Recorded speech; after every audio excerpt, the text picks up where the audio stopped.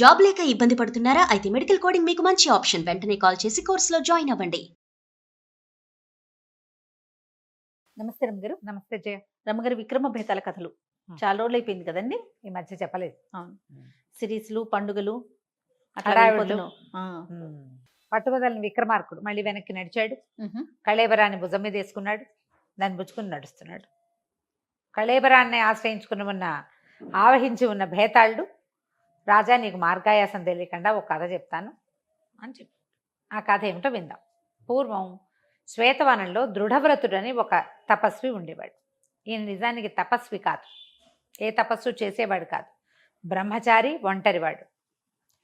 కేవలం అతిథి సత్కారమే వ్రతంగా పెట్టుకున్నాడు. ఆజన్మాంతము అతిథి సత్కారం చేశాడు.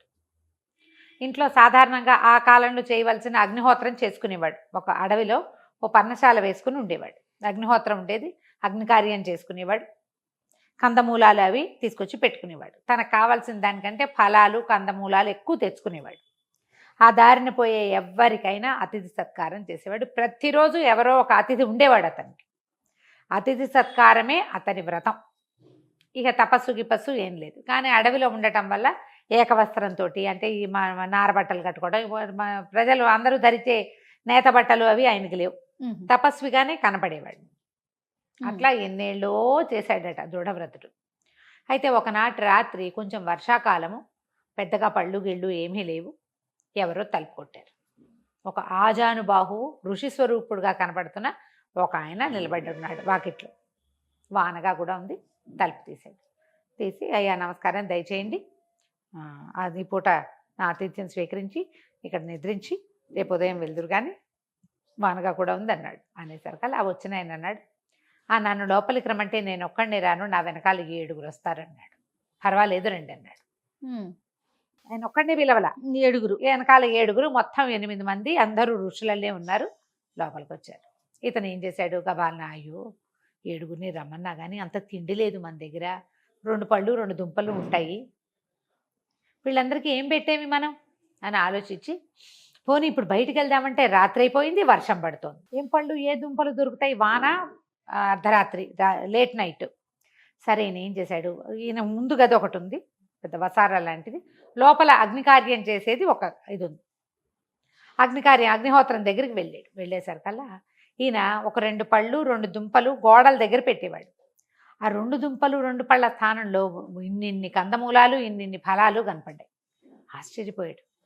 వీళ్ళ మహత్యం కాబోలు, 2 ఉండాలి, ఇన్నొచ్చినాయి అని చెప్పి సరే సంతోషించి, నా వ్రతం చెడట్లేదని మరి ఆ పళ్ళన్నీ పట్టుకెళ్ళి వాళ్ళ 8 మందిని కూర్చోబెట్టాడు.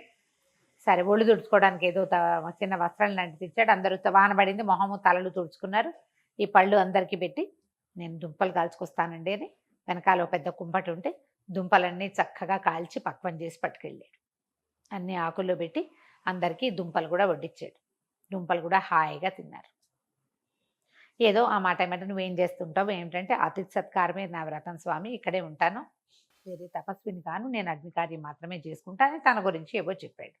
వాళ్ళు ఏమిటేంటో మాట్లాడుకుంటున్నారు, వింటున్నాడు. సరే కొంచెం రాత్రి మళ్ళీంది, తెల్లవారుజాముకి లేచి బయలుదేరిపోయేసరికల్లా, అదేమిటి విశ్రాంతి తీసుకుని వెళ్ళండి అంటే, మాకు విశ్రాంతి అంతా తిప్పటలోనే ఉంటుంది, మా విశ్రాంతి తిరగటమే మా విశ్రాంతి, పడుకోవటం మా విశ్రాంతి కాదు, అసలు మేము పడుకోము, మా పడుకునే కాలం ఇది కాదు అని చెప్పి లేచి వెళ్ళిపోయారు.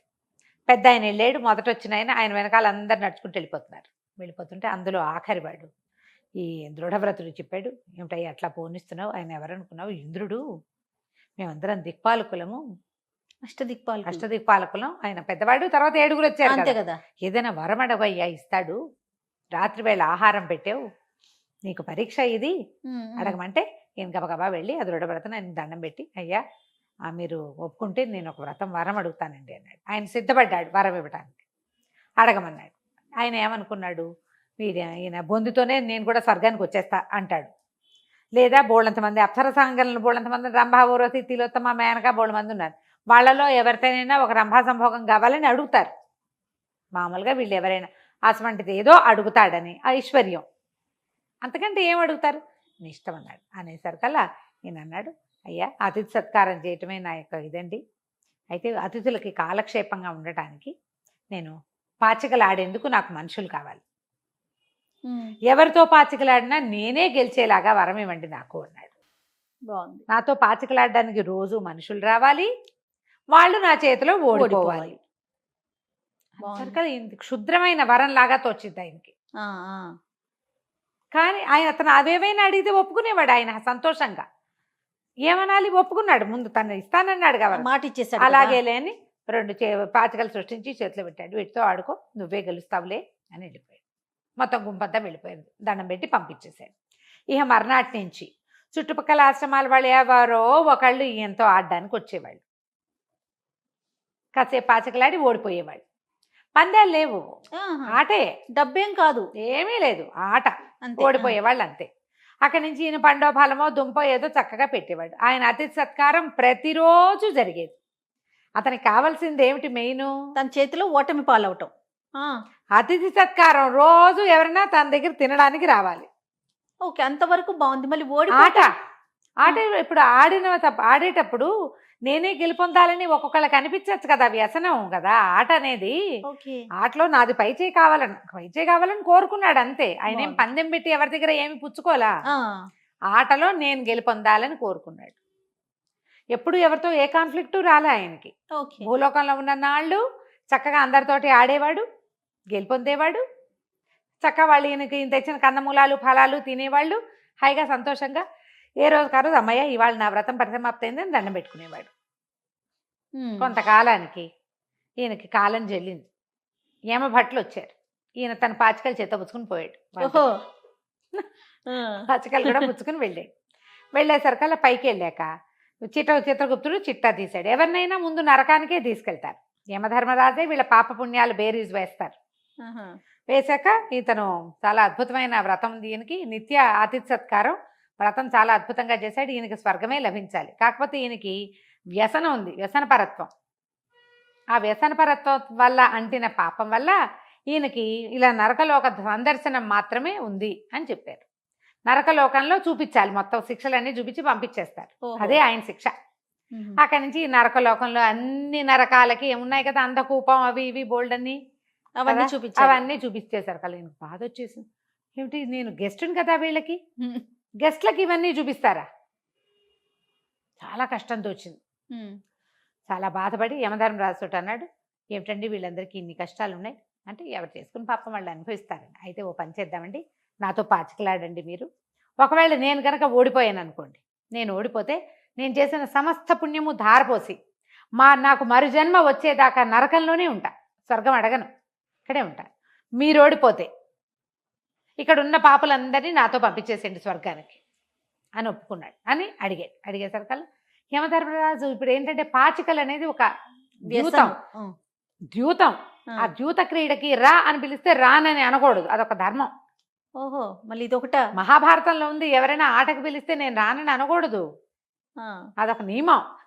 సరే పిలిచాడు కదా, చిత్రగుప్తుడు ఎత్తి నోరు బతుకున్నాడు. వద్దనైనా ఆయన వాడి చేతిలో ఓడిపోతావు నువ్వు అని చెప్పినా సరే ఆయన వినలా. ఆడేసరికల్లా దృఢవ్రతుడు గెలిచాడు. యమధర్మరాజు ఓడిపోయాడు. పందానికి కట్టుబడి, అప్పటిదాకా పందెం వాళ్ళ దృఢవ్రతుడు ఎప్పుడు ఫస్ట్ టైం పందానికి కట్టుబడి యమధర్మరాజు ఏం చేశాడు, నరకంలో ఉన్న జనం అందరినీ పంపించేసి తీసుకుపోయాడు. స్వర్గద్వారాలు తెరుచుకున్నాయి. ఈయన లోపలికి వెళ్తుంటే ఆ వెనకాల వాళ్ళని వాకిట్లో ఉన్న కావలివాడు రానివల. స్వర్గలోక కాపలాదారు ఒప్పుకోకపోతే అన్నాడు, ఇతను నేను యమధర్మరాజు దగ్గర పందెం వేసి తీసుకొచ్చుకున్నాను, నాతో పాటు నా అనుచరులు కూడా రావాల్సిందే, వీళ్ళంతా నా అనుచరులు అంటే ఆయన అన్నాడు, అట్లా కాదండి మీకు ఒక్కరికే స్వర్గద్వార ప్రవేశము, దేవదూత చెప్పాడు మీకు ఒక్కరికే స్వర్గద్వార ప్రవేశం అంటే. అలాగా, అయితే మీ దేవేంద్రుడి దగ్గరికి వెళ్ళి అడిగిరా, ఆయన ఒక్కడే నా తలుపు కొట్టాడు, ఆయన వెనకాల ఉన్న వాళ్ళని నేను రావద్దని అనలేదే, 7గురిని రమ్మన్నాడు కదా. అందరినీ రమ్మన్నాను కదా, ఇప్పుడు అందరినీ రమ్మంటాడో వద్దంటాడో ఇంద్రుడిని అడిగి చెప్పమన్నాడు. దేవదూత పరిగెత్తుకుంటూ పోయాడు దేవేంద్రుడి దగ్గరికి. మీరు ఎవరింటికో వెళ్ళారట, అక్కడేమో మీరు ఒక్కళ్ళే తలుపు కొట్టి మీ వెనకాల వచ్చిన జనాలందరికీ ఆయన ఆశ్రయం ఇచ్చాట, ఇప్పుడు ఆయన వచ్చి మనవాకిట్లో నుంచున్నాడు, నరకంలో ఉన్న పాపులందరినీ పుచ్చుకొచ్చాడు, వాళ్ళందరినీ ప్రవేశపెట్టమంటారా ఏం చేయమంటారు అని ఆలోచించి ప్రవేశపెట్టు అని చెప్పాడు. అప్పుడు దృఢవ్రతుడు ఎవరెవరిని తీసుకొచ్చాడో వాళ్ళందరికీ స్వర్గలోక వాసన లభించింది. ఆయన ఎన్నాళ్ళు ఉంటే వాళ్ళంతా కూడా అక్కడ అన్నాళ్ళు ఉన్నారు. ఈ కథ చెప్పాడు బేతాళి. దేవేంద్రుడు ఓడిపోయాడా అని అడిగాడు. ఓడిపోయినట్టే కదా, ఒప్పుకున్నాడు, ఓటమిని ఒప్పుకున్నాడు దేవేంద్రుడు. అవునా కాదా అంటే అప్పుడు రాజు నవ్వాడు. ఓటమిని ఒప్పుకోవటం కాదు, ఇప్పుడు ఇందులో దృఢవ్రతుడు గెలిచినట్టు దేవేంద్రుడు ఓడినట్టు కాదు. దృఢవ్రతుడు మహా అద్భుతమైన వ్రతం ఉన్నవాడు.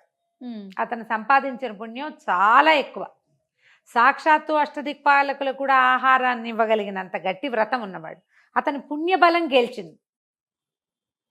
అతని పుణ్యం వల్ల, అతని పుణ్యమే వాళ్ళందరికీ కూడా సరిపోతుందని రానిచ్చాడు. కానీ దేవేంద్రుడు ఓడిపోయి ఇది దృఢవ్రతుడు గెలిచినట్టు కాదు, ఇక్కడ ధర్మం అట్లా నడవదు అని చెప్పాడు మన విక్రమార్కుడు. చెప్పగానే భేతాళుడు ఒప్పుకున్నాడు. కరెక్ట్గా చెప్పావు, ధర్మాన్ని ఎవడు పట్టుకుంటే వాళ్ళందరికీ, వాడి తోకపుచ్చుకుని వాళ్ళందరికీ ఆ ధర్మమే వర్తిస్తుంది. ఇది పాయింటే, కానీ నువ్వు మౌనభంగం చేసావు కదా, నేను వెళ్ళొస్తానని శవంతో సహా వెనక్కి వెళ్ళిపోయాడు. మళ్ళీ పట్టువదలని విక్రమార్కుడు వెనక్కి నడవడం మొదలుపెట్టాడు. కథ కంచికి మనం ఇంటికి.